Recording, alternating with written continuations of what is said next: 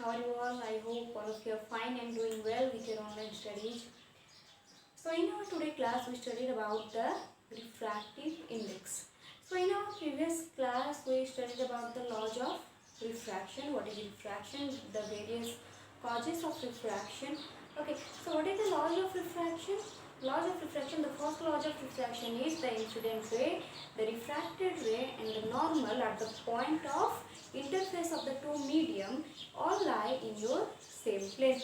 And the second law is the ratio between the sine of the angle of incidence to the sine of the angle of refraction is always a constant, which is known as your Snell's law. So in our today class, first we start about the Snell's law. What is the Snell's law? Snell's law के बारे में आप लोग पढ़ा था, that is sin I by sin r equal to constant. So what is this constant term? So first we know about the constant term, then we move through the refractive index.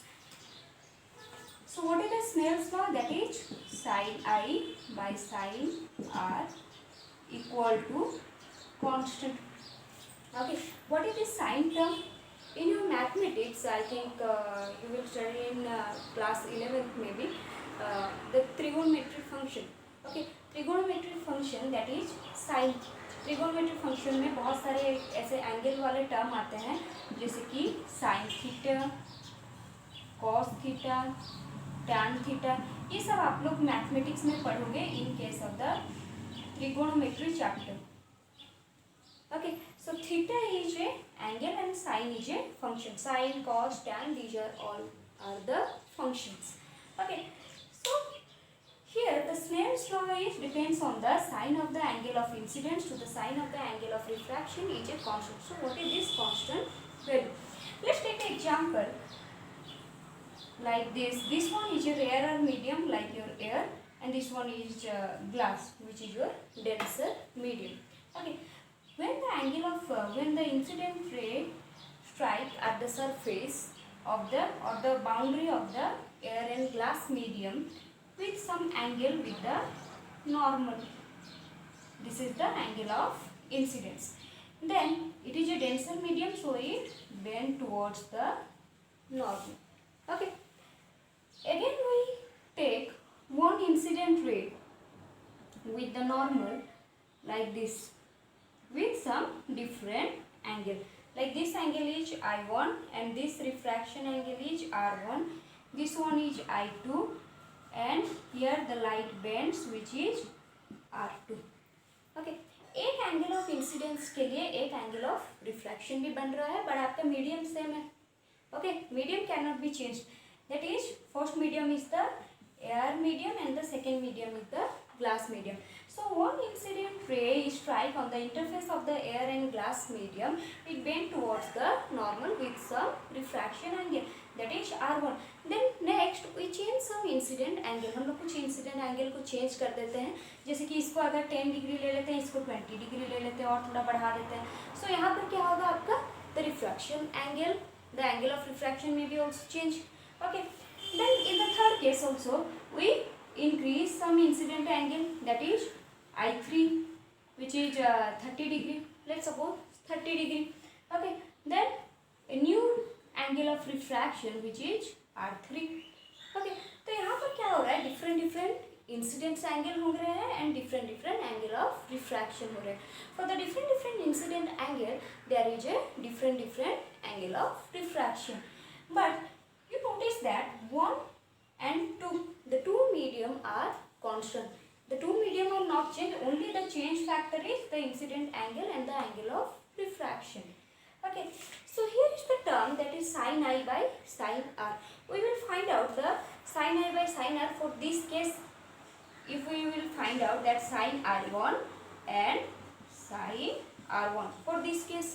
Okay, for this case your sin I2 by sin R2.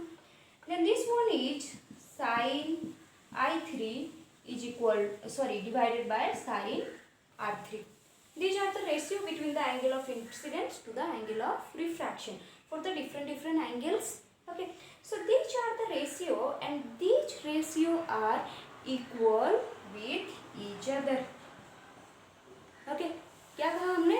These ratio are equal ये जितने भी सारे ratio होंगे आपके approximately equal सी रहेंगे। Why? Because the medium is unchanged, क्योंकि यहाँ पर आपका मीडियम चेंज नहीं हुआ है। सो what is this ratio indicates? The sine of the angle of incidence to the sine of the angle of refraction is a constant value when the medium is unchanged। जब आपका medium change नहीं होगा तब आपका ये वाला जो value है ये हमेशा कांस्टेंट ही रहेगा। इसके केस में हो या इसके केस में हो या इसके केस में हो, तीनों केस में आपकी जो वैल्यूज आएंगे वो अप्रोक्सीमेटली सेम होंगे। अगर आप लोग मीडियम चेंज कर देते हो देन उस केस में आपके क्या हो जाएंगे, आपके रेशियो भी डिफरेंट हो जाएंगे। But in case of the when your medium is unchanged the ratio is constant for all the cases. Okay, सारे केसेस के लिए आपके रेशियो भी कांस्टेंट रहेंगे। ओके, ये समझ में आया? स्नेल्स लॉ में कांस्टेंट क्या हो रहा है, जो आपका रेशियो है एंगल ऑफ इंसिडेंस से एंगल ऑफ रिफ्रैक्शन का जो रेशियो है वो हमेशा कांस्टेंट हो रहा है जब तक आपका मीडियम चेंज नहीं हो जाता। अगर आप लोग मीडियम चेंज कर ले रहे हो, ये ग्लास की जगह में वाटर ले रहे हो, तो ऑब्वियसली वहाँ पर स्पीड चेंज होगा। स्पीड चेंज होगा मतलब एंगल ऑफ रिफ्रैक्शन भी चेंज होंगे, and angle of refraction change होंगे तो उस केस में आपका क्या होगा, रेशियो भी चेंज हो जाएगा। बट जब तक आप लोग मीडियम चेंज नहीं करते हो तब तक ये रेशियो भी कांस्टेंट रहेगा। ये बेसिकली बताता है हमें स्नेल्स लॉ के बारे में। सो हम लोग जाते हैं रिफ्रैक्टिव इंडेक्स की तरफ। सो what is the refractive index? Okay, what is a refractive index? So this is the value which is ratio between the sine of the angle of incidence to the sine of the angle of refraction is, you know, that is a constant, and this constant value is known as your refractive index. Okay, this is denoted as small n or mu. Okay, इसको क्या पढ़ते हैं, mu, mu. Okay, so this is the sine of the angle of incidence to the sine of the angle of refraction is a constant, and this constant value is your refractive index, which is denoted as small n और mu. Normally हम लोग small n ही लिखते हैं क्योंकि हम लोग को easy होता है. So this term is known as the refractive index. Okay, so what is the definition of the refractive index? The refractive index is defined as the ratio between the angle of the ratio between the sine of the angle of incidence to the sine of the angle of refraction. Okay, so अगर कोई भी आप लोग को definition पूछे तो आप लोग ये वाले डेफिनेशन को भी यूज कर सकते हो। आप लोग ये वाले डेफिनेशन भी लिख सकते हो, that is refractive index is defined as the sine of the angle of incidence to the sine of the angle of refraction, which is always a constant value. And what is the unit of the refractive index? There is no unit of the refractive index. Why no unit? Because यहाँ पर भी जो term है, यहाँ पर भी जो term है, ये वाला कौन सा टर्म है आपका, एंगल वाला ही टर्म है। ओके, एंगल वाला टर्म है मतलब इसको ले लो हम लोग डिग्री में ले लेते हैं, ये वाला एंगल वाला टर्म को भी हम लोग डिग्री में ले लेते हैं, तो डिग्री डिग्री यहाँ पर कैंसिल हो जाता है। So refractive index has no unit. तो ये तो बेसिक कॉन्सेप्ट हो गए about the refractive index. So we studied the refractive index in briefly, कि ब्रीफली एक्चुअली में रिफ्रैक्टिव इंडेक्स होता क्या है। कांस्टेंट तो होता है, ये हमें पता चल गया, it is a numeral value. Okay, कभी भी रिफ्रैक्टिव इंडेक्स आपके वेरिएबल में नहीं आएगा, जैसे कि X Y Z A B C इस टाइप के वैल्यूज में नहीं आएगा। हमेशा रिफ्रैक्टिव इंडेक्स को हम लोग रिप्रेजेंट करेंगे with A numerical value. So what is your refractive index? Refractive index का एक्चुअल मीनिंग क्या होता है वो हम लोग अब समझते हैं। Refractive index, what is a refractive index? Refractive index is basically a numeral value or a constant value which indicates that how slow the light travels in a medium in compared to the other medium. क्या कह रहे हैं ठीक से समझो। Refractive index is a constant value or a numeral value which indicates that how slow the light travels in a medium with compared to the other medium. Okay, एक medium में light कितना स्लो ट्रैवल कर रहा है, और ये भी indicate करता है कि एक मीडियम कितना डेंस है दूसरे मीडियम के कंपैरिजन में। खैर हम लोग डेंसिटी के ऊपर बाद में जाते हैं नेक्स्ट टॉपिक में, अभी स्पीड के ऊपर लेते हैं कि एक मीडियम में आपका लाइट कितना स्लो हो रहा है with comparison to the another medium, this value is known as the refractive index. अब हम लोग रिफ्रैक्टिव इंडेक्स को लिखते कैसे हैं, बाय द स्मॉल एन और म्यू। ठीक है, हम यहाँ पर यूज करते हैं स्मॉल एन। तो हम लोग देखो बेसिकली यहाँ पर जान गए कि refractive index is a value of the comparison between the two medium. यहाँ पर हमेशा दो मीडियम को ही हम लोग कंपेयर करेंगे। So refractive index of one medium और refractive index of one medium with respect to the another medium. और रिफ्रैक्टिव इंडेक्स अगर हम लोग फॉर एग्जाम्पल लेते हैं, यहाँ पर एक एग्जाम्पल लेते हैं, दैट इज, पहले तो रिफ्रैक्टिव इंडेक्स होता क्या है, that how slow the light travel in one medium with respect to another medium. Okay, how slow the light travel in one medium with respect to the another medium. For example basis पर अगर ले, the refractive index of glass, हम लोग calculate किए हैं ये वाला value, that is the calculated value, that is refractive index of glass is 1.5. Okay, the refractive index of glass with respect to vacuum, the refractive index of glass with respect to vacuum is 1.5. okay, no unit. So refractive index of glass, किस चीज का हम लोग refractive index निकाल रहे हैं, glass का। तो ये ग्लास को फर्स्ट में लिखा जाएगा, जिसका आप लोग फाइंड आउट कर रहे हो वो फर्स्ट में लिखा जाएगा। एंड विथ रेस्पेक्ट टू, किसके रेस्पेक्ट में आप लोग देख रहे हो, with respect to the vacuum is 1.5। इसका मतलब क्या है, refractive index of glass with respect to vacuum is 1.5। और इसको ऐसे भी लिख सकते हैं, refractive index of glass with respect to refractive index of vacuum is 1.5। So what is this meaning of 1.5? ये रिफ्रैक्टिव इंडेक्स का ये वाला जो मीनिंग है ये है क्या? सो यहाँ पर क्या बोले कि how slow the light travel in one medium with respect to the another medium, कितना स्लो ट्रैवल कर रहा है एक मीडियम में, वही इंडिकेट करता है हमें ये रिफ्रैक्टिव इंडेक्स का वैल्यू। दैट मीन्स ये जो टर्म है इसका मतलब क्या है, दैट इन वाटर और इन ग्लास, यहाँ पर क्या लिखा गया है, glass, in glass light travels 1.5 slower than the light speed in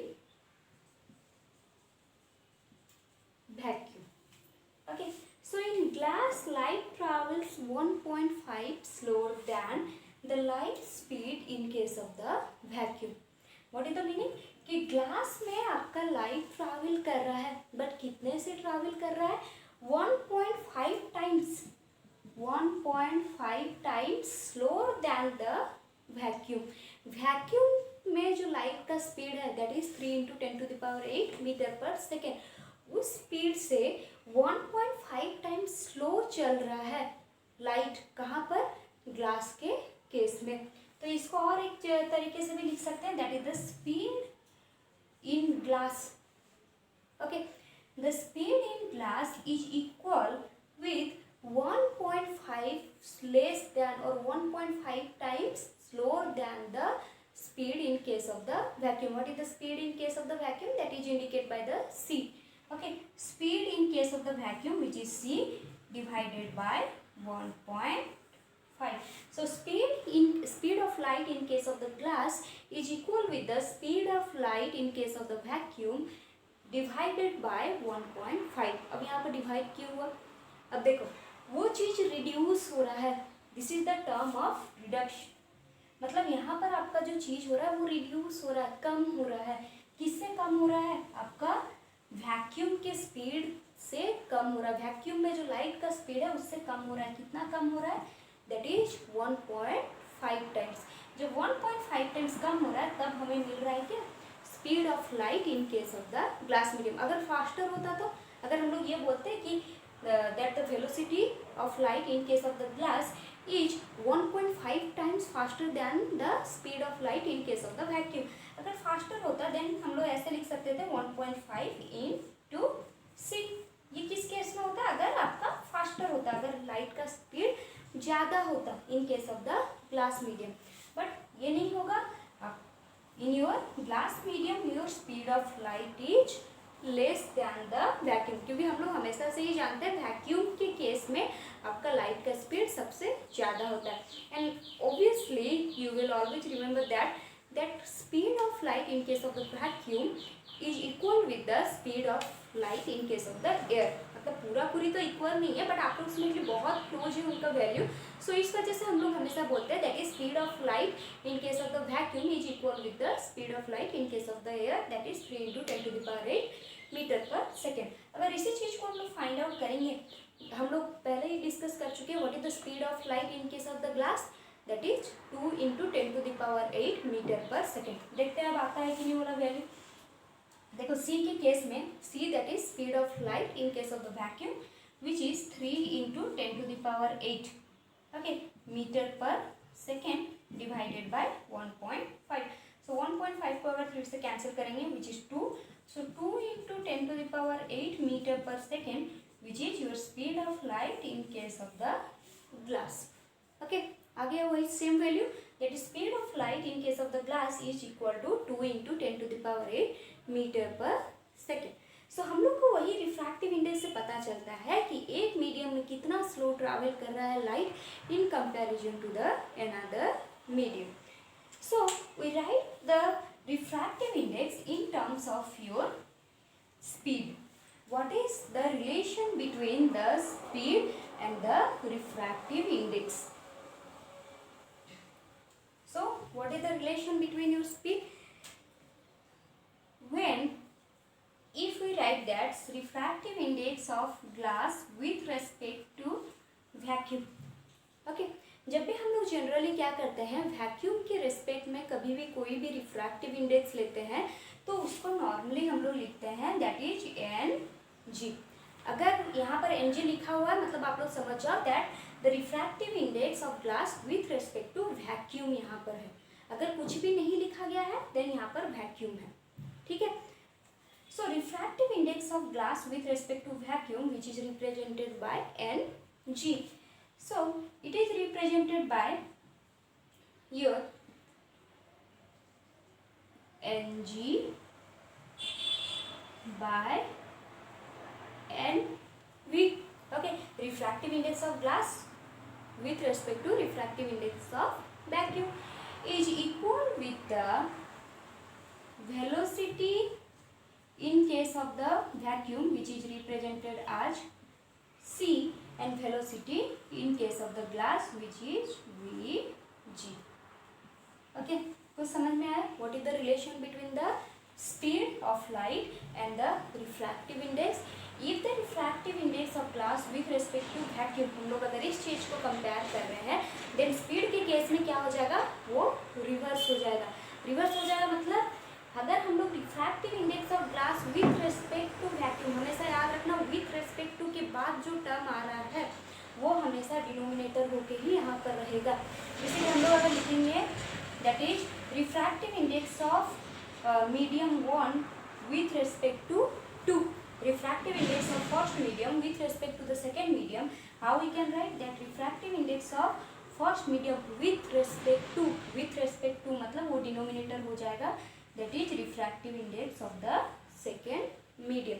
okay, so refractive index of glass with respect to vacuum is equal with the velocity of the vacuum divided by velocity in case of the glass। that means if we write that refractive index of first medium with respect to the second medium, that means the velocity in case of the second medium with respect to the first medium। this is a very important formula for you, that refractive index of first medium with respect to the second medium is equal with the velocity in case of the second medium with respect to the first medium. मतलब refractive index के case में जो subscript आपका numerator में है वही subscript velocity के term में क्या हो जाएगा, डिनोमिनेटर के केस में आ जाएगा।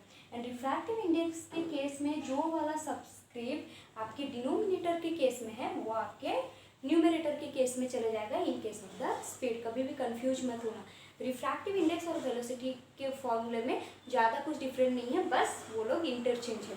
1/2 इक्वल टू 2/1। ओके, सो अब देखते हैं कि रिफ्रैक्टिव इंडेक्स के टाइप्स क्या होते हैं। अब तो बहुत सारी चीज़ें पढ़ लिया हम लोग। So what are the types of refractive index? There are two types of refractive index. First one is your absolute refractive index and second one is your relative refractive index. So absolute refractive index and the relative refractive index. So what is the absolute refractive index? Absolute refractive index. What is the absolute refractive index? When the refractive index, when we calculate the refractive index in comparison to the vacuum or air medium, then this refractive index is called as absolute refractive index. क्या बोला जा रहा है? That is when the refractive index compared with the vacuum. Okay, जब भी हम लोग vacuum के साथ कंपेयर करते हैं, हम लोग वैक्यूम और एयर मीडियम को कभी मेंशन नहीं करते, नॉर्मली ऐसे मेंशन करते हैं refractive index of glass, refractive index of water. ठीक है, हम लोग वैक्यूम की एयर कभी नहीं लिखेंगे। जब भी हम लोग वैक्यूम और एयर के केस में मेजर करेंगे, हम लोग उस चीज़ को कभी लिखेंगे नहीं, हम लोग ओनली सिंपली लिखेंगे Ng and W. This is for water, this is for glass. So when the refractive index of a medium is calculated with respect to the vacuum or the air medium, this refractive index is known as your absolute refractive index. And what is the relative refractive index? Relative refractive index, that means one medium is relate with the other medium but not with the vacuum. Vacuum और air के साथ relate नहीं करके दूसरे कोई medium के साथ compare करते हैं। जैसे कि हम ये लिखते हैं that is refractive index of glass with respect to water. Okay, refractive index of glass with respect to water. यहाँ पर दोनों मीडियम्स ही डिफरेंट है. So this refractive index is known as relative refractive index. अगर हम लोग ये बोलेंगे refractive index of water with respect to kerosene. Okay, kerosene, देखो कीरोसिन भी एक मीडियम ही है, वो सारे एक मीडियम है जो कि ट्रांसपेरेंट है और जिसके थ्रू हमारा लाइट ट्रैवल कर सकता है. So refractive index of water with respect to kerosene, with respect to oil. So here we choose some different medium but not the vacuum or the air medium. So relative refractive index, when the refractive index compared between the two different medium but not the vacuum medium or air medium. This one is known as your relative refractive index. So these are the basic difference between the absolute refractive index and the relative refractive index.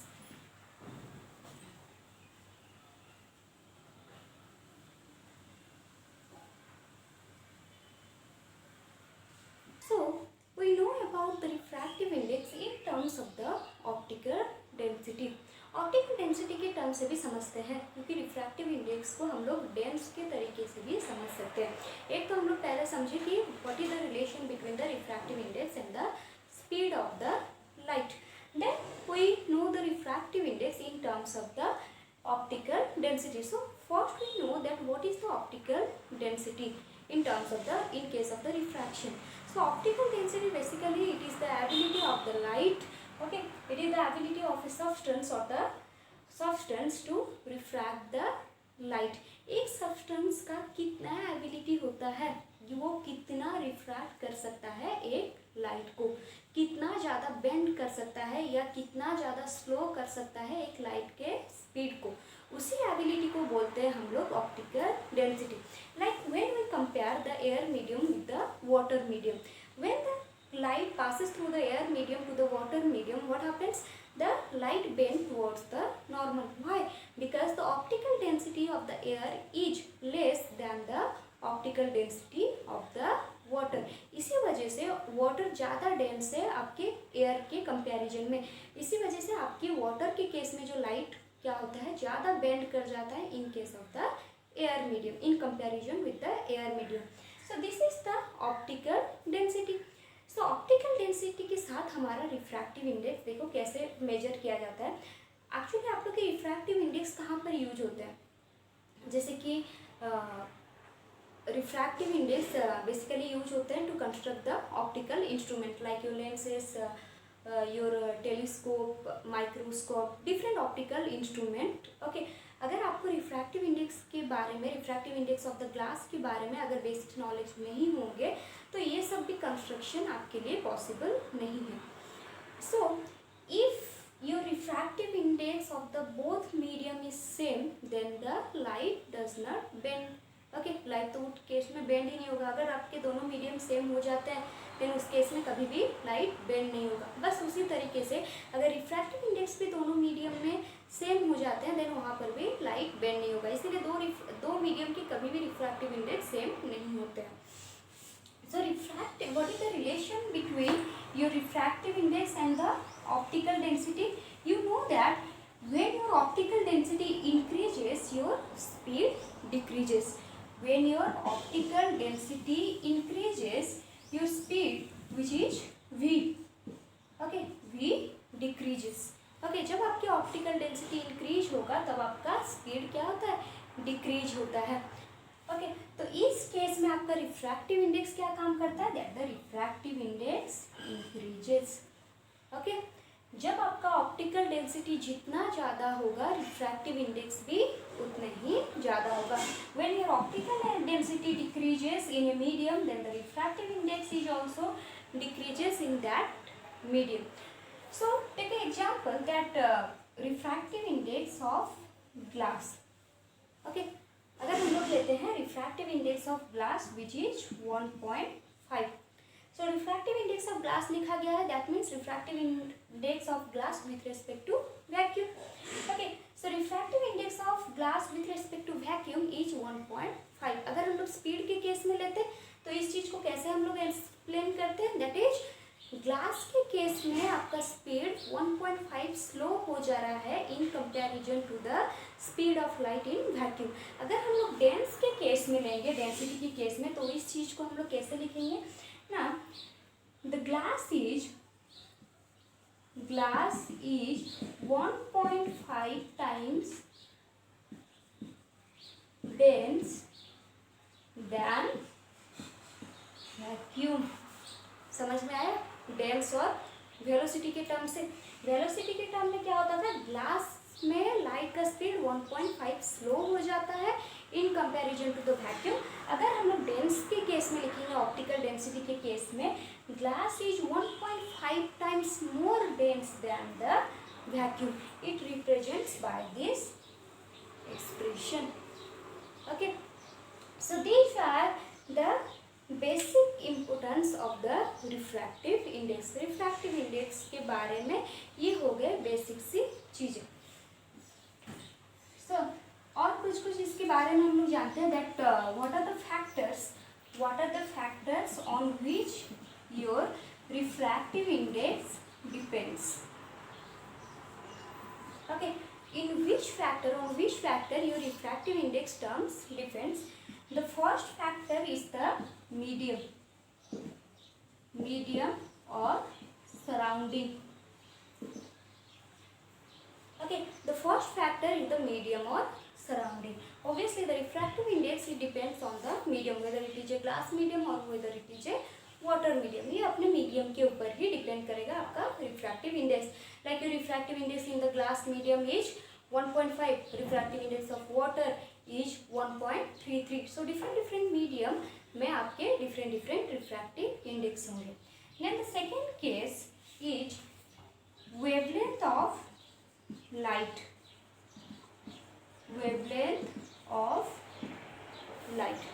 Refractive index is depends on the wavelength of light. तो ये कैसे हुआ, देखो आप लोग standard 9 वगैरह में पढ़े हुए हो, एक फॉर्मूला पढ़े हुए हो, आई थिंक किसमें पढ़े हुए हो, साउंड में पढ़े हुए हो, ये वाले formula, that is velocity okay, velocity is equal with the frequency into lambda. ये चीज पढ़े हुए हो ना आप लोग, that is velocity of light is equal with the frequency, that is N is frequency. ऐसे थोड़ा सा इसको लंबा करके ऐसे लिखते हैं, that is N is frequency, और फ्रीक्वेंसी को हम लोग ऐसे म्यू करके भी लिखते हैं। Okay, then frequency and the lambda, lambda is the wavelength. So velocity is equal with the frequency and the wavelength. हमेशा याद रखना है, एक लाइट जब पास कर रहा है एक मीडियम से दूसरे मीडियम को, उसका फ्रीक्वेंसी कभी भी वो डिपेंड नहीं करता है, सॉरी उसका फ्रीक्वेंसी कभी भी चेंज नहीं होता है। जब एक लाइट एक मीडियम से दूसरे मीडियम को पास कर रहा है, फ्रीक्वेंसी एक टर्म है जो कि हमेशा कांस्टेंट रहेगा। क्यों? क्योंकि फ्रीक्वेंसी हमेशा अपने सोर्स के ऊपर ही डिपेंड करता है कि कहाँ से वो लाइट आ रहा है, उसी लाइट के फ्रीक्वेंसी हमेशा कांस्टेंट रहेगा। अगर एक मीडियम से दूसरे मीडियम को लाइट जा रहा है एंड फ्रीक्वेंसी चेंज हो रहा है तो नहीं, फ्रीक्वेंसी कभी भी चेंज नहीं होगा, फ्रीक्वेंसी हमेशा कांस्टेंट रहेगा, चाहे वो जितने भी मीडियम पास कर ले। तो ये वाला जो टर्म हो गया फ्रीक्वेंसी वाला टर्म, ये हो गया आपका कांस्टेंट। तो बाकी बचा वेलोसिटी एंड क्या हो गया, वेलोसिटी एंड द लैम्डा। अगर हम लोग इस चीज़ को हम लोग लिखते हैं, दैट इज अगर हम लोग ऐसे लिखेंगे, ये हो गया refractive index of glass with respect to the refractive index of vacuum. But यहाँ पर क्या लिखेंगे हम लोग, speed of vacuum with respect to the speed in case of the glass, ऐसे लिखेंगे ना। Refractive index of glass with respect to vacuum is equal with the speed of light in case of the vacuum with respect to the speed of light in case of the glass. इस चीज़ को हम लोग कैसे लिख सकते हैं, हम लोग यहाँ पर जानते हैं v equal to N lambda. Okay, यहाँ पर लिख दिए n इंटू लैम्डा, ये किसका होगा, lambda of the wavelength of the, किसका होगा, wavelength of the vacuum. Okay, N हो गया, ये कितना हो गया, ये हो गया frequency, frequency into wavelength of the glass. Okay, wavelength of the glass medium. But these two terms are constant in both the medium, चाहे आप लोग वैक्यूम चले जाओ और चाहे आप लोग ग्लास मीडियम चले जाओ, एक ही सिंगल लाइट का कभी भी फ्रीक्वेंसी चेंज नहीं होता, वो कभी भी फ्रीक्वेंसी आपके मीडियम के ऊपर डिपेंड नहीं करता। तो ये दोनों तो कैंसिल हो गया क्योंकि कांस्टेंट है, ठीक है, कांस्टेंट है और सेम हो गया तो कैंसिल हो गया। तो ये कितना हो गया, c by V G which is the velocity in case of the glass medium is equal with the wavelength in case of the vacuum divided by wavelength in case of the glass medium. So your refractive index directly depends on the wavelength of the light. Okay, so refractive index is directly depends on the wavelength of the light. तो ये हो गया हमारा second factor कि किस चीज़ के ऊपर depend करता है, आपका wavelength of the light. Then the third factor in which your refractive index depends, that is your temperature. Okay, refractive index और किस चीज़ के ऊपर आपका डिपेंड करता है, टेम्परेचर के ऊपर डिपेंड करता है। टेम्परेचर के ऊपर किस तरीके से डिपेंड करता है, तो हमेशा याद रखना है refractive index is inversely proportional with the temperature. Okay, ये आप लोग हायर क्लास जाओगे तो और इसके बारे में और ब्रीफली पढ़ोगे कि टेम्परेचर के बेसिस में कैसे रिफ्रैक्टिव इंडेक्स, बस हमेशा ये वाला कॉन्सेप्ट याद रखना कि रिफ्रैक्टिव इंडेक्स इनवर्सली प्रोपोर्शनल होता है टेम्परेचर के साथ। जैसे जैसे आपका टेम्परेचर इंक्रीज करेगा एक मीडियम में, वैसे वैसे आपका रिफ्रैक्टिव इंडेक्स जो होगा उसका वैल्यू भी कम होते हुए जाएगा। Okay, so these are the factors on which your refractive index is depends. और एक टर्म यहाँ पर रह गया जिसके बारे में हम लोग पढ़ के भी आए, that is your optical density of a medium. Okay, so these are the four factors on which your refractive index depends. First is medium of the surrounding, second one is wavelength of the light, third one is the temperature, okay, and the fourth one is the optical density of a medium. So these are the factors on which your refractive index depends. So further we studied about the numericals based on the refractive index. refractive index के base में कौन कौन से numericals हैं, पहले तो इसके और एक केसेस के बारे में जान लेते हैं, जैसे कि और एक फॉर्मूला के बारे में जान लेते हैं, जैसे कि हो गया n12। अगर हम लोग लिखेंगे n12 का मतलब क्या है, that is refractive index of first medium with respect to second medium. देखो कहीं कहीं पर ऐसे भी लिखा रहता है n of 1, यहाँ पर होगा 2, that means refractive index of first medium with respect to the second medium. Okay, confuse मत होना, ये दोनों सेम है बट ईजी होता है ये वाला, तो हम ये वाला यूज करते हैं। Refractive index of first medium with respect to the second medium, इसको कैसे लिखेंगे, that is V2 divided by V1, ठीक है कि नहीं। रिफ्रैक्टिव इंडेक्स ऑफ, ये क्या हो जाएगा, refractive index of first medium with respect to refractive index of second medium, तो ये उसका उल्टा हो गया, that is velocity of the second medium with respect to the velocity of the first medium. और हम लोग और क्या लिख सकते हैं, that is N21 is equal to क्या होगा, that is V1 by V2। Okay, refractive index of second medium with respect to first medium is velocity of light in first medium with respect to second medium. ये दो formula हम लोग जाने। तो इस चीज को अगर हम लोग रेसिप्रोकल के टर्म से लिखते हैं, देन 1/N12 अगर ऐसे लिखते हैं, देन ये वाला टर्म क्या हो जाएगा, ओब्वियसली रिवर्स हो जाएगा, ये भी रेसिप्रोकल हो जाएगा, that is V1 by V2, ठीक है। 1/N12 क्या हो जाएगा, V1 बाय V2। यहाँ पर V1 बाय V2 का वैल्यू हम लोग लिखे हैं, दैट इज N21।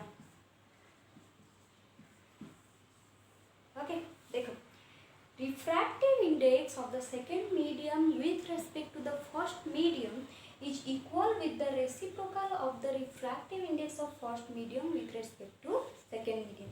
अगर हम लोग इसको एग्जाम्पल के तरीके से समझे, अगर हम लोग ऐसे लिखें, refractive index of air with respect to water is the reciprocal of refractive index of water with respect to air। Okay, ये वाला फॉर्मूला भी एक याद रखना जो कि जरूरी होता है कभी कभी प्रॉब्लम वगैरह सॉल्व करने के लिए। जैसे कि इसके बेस पर भी एक एग्जांपल है, दैट इज हम लोग एग्जांपल ले सकते हैं, refractive index of water with respect to air is 1.33। Okay, अगर refractive index of water with respect to air हो 1.33, then find the value of refractive index of air with respect to water। so इसको हम लोग कैसे find out करेंगे, NWA which is 1/N, sorry हम लोग को फाइंड आउट क्या करना है, दैट इज NAW, एंड इस चीज को हम लोग क्या लिखेंगे, 1/, किसका वैल्यू है हमारे पास, NWA, so this one is 1/1.33 which is 0.75। So refractive index of air with respect to water is 0.75। कभी कभी इस टाइप के भी क्वेश्चन आ जाते हैं। सो इतना तक हुआ हमारा रिफ्रैक्टिव इंडेक्स का कॉन्सेप्ट।